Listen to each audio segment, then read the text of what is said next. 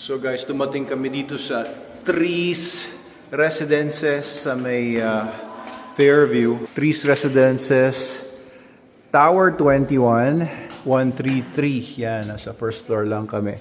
So may maliit tayo ditong living room. Ayan, may konting dining table going on here. And there's a dining kitchen here. And the toilet is sufficient. You can wash your stuff here. You know. Sensya na kayo, hagardos na kami kasi galing kami sa assembly convention ng mga Saksi ni Jehovah. Ito ang room namin ni Snooki ngayong gabi. May aircon. On na natin aircon. Medyo stuffy pa. And this is Miguel's and Gabriel's room. Ayan, kasya naman kayo dyan. Double deck bed. Anong view sa labas? Wow, beautiful view! With all the other houses. Ayan. Oo. Kompleto. Uy, malaki ang ref. Oh, kita nyo? Does it really get cold? Uy, gets cold because there's ice. Wow! May freebies pa, ma'am. Sa amin ba to? Freebies, oh, may tosino. Uy, CDO beef tapa. Kay mama tato eh. Okay, so Ma'am Annabelle. Ma'am Annabelle, shoutout sa inyo. Salamat sa unit na to. And muro lang ang ano natin, oh. Rent lang natin. Magkano? Annabelle Mogar.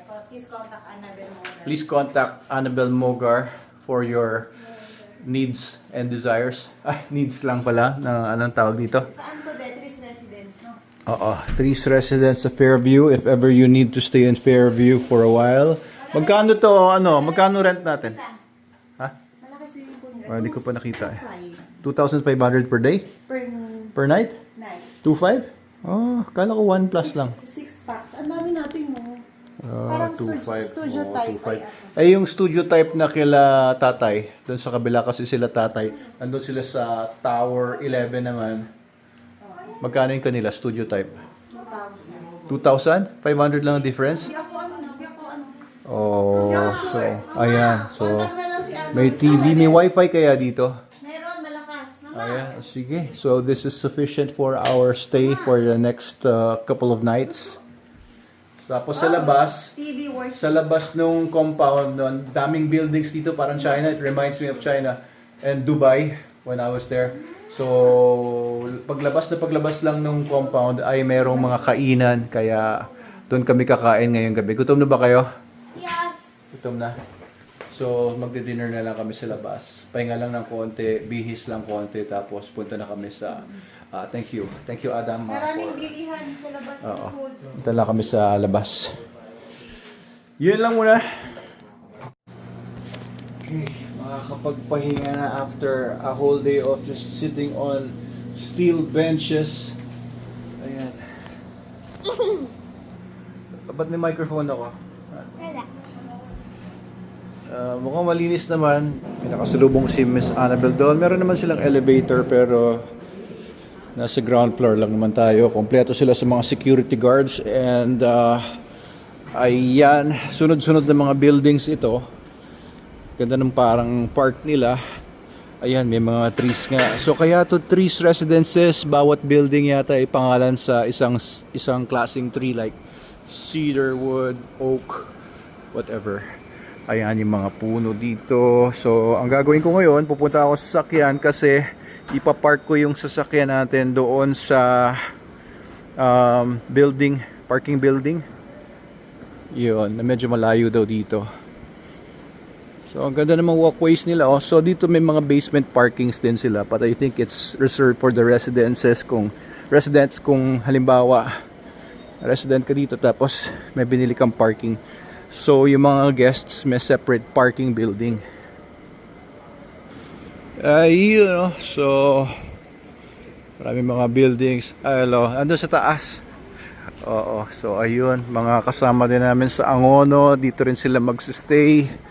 Ayun yung sasakyan, so naka-hazard lang doon. So ipapark ko sa parking building. So dito papanik dyan yung parking building. Nakapark ako sa 4th floor. May gitna nito, ang haba niyan. Tapos ito ay nasa dulo ng kalsadang ito. Yung dulo ng kalsadang ito ay yung roundabout na pagpasok noong gate. Tapos kakaliwa ako dun sa dulo. Tapos dalawang kanto. Tapos kaliwa. Tapos dulo na naman yung building namin. Kaya medyo hassle. Hindi lang pala medyo, super hassle yung pagpark ng sasakyan. At least merong slot, ano. Pero medyo banglayo lang mula doon sa actual building. Ba't nga ba ako nakapayong wala ng ulan?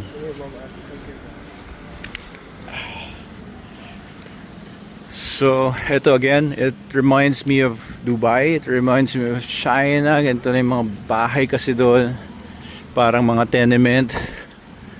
Parang mga, ayan, low-cost flats na mga, yung high school kasi ako, dinala kami, yung buong family namin, dinala ng daddy ko sa Dubai. Tapos, syempre, ano lang, simple worker lang naman siya doon.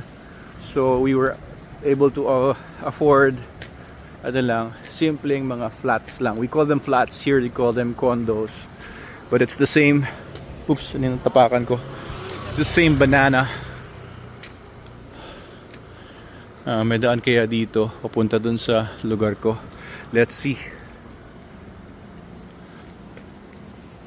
Pero actually may natapakan ako doon na madulas. Gusto kong pahid dito sa grass yung paa ko. Ano man yun. So, okay naman pala, no? From there, sa may parking, pwedeng dumaan pala dito sa mga gitna ng mga buildings.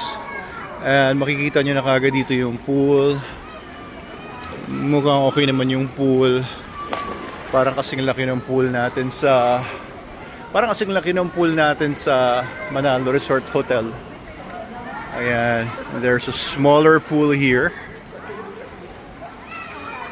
Ayan, and there's another pool there that doesn't have any water. But looks okay. Nice work, SMDC. And yun, I managed to get back dito sa may tower. Saan tower 21, sir? Kabila? Dulo. Thank you. Balik na ako dito sa aming tower. Medyo malayo talaga. But, what can we do?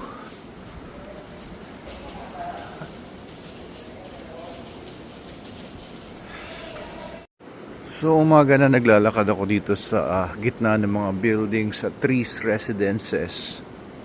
Iniwan ko muna sila sa condo kasi kukunin ko na naman yung sasakyan dun sa kabilang ibayo. Grabe. Ito yung itsura ng lugar namin. Trees, ayan, developed by SMDC dito sa may Fairview.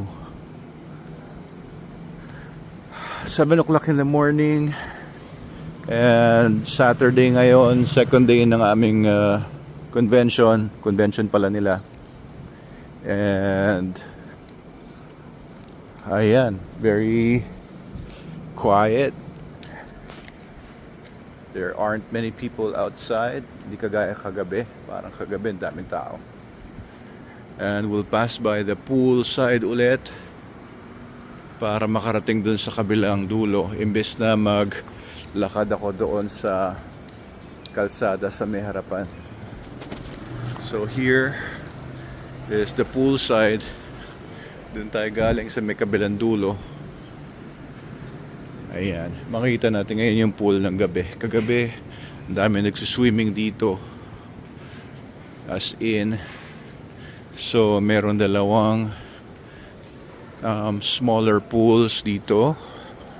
Yung isa walang tubig, yung isa ito malinaw naman ang tubig, ayos naman, malinis naman. So ito yung itsura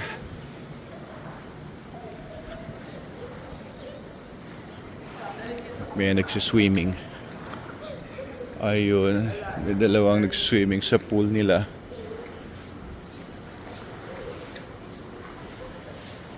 Okay naman.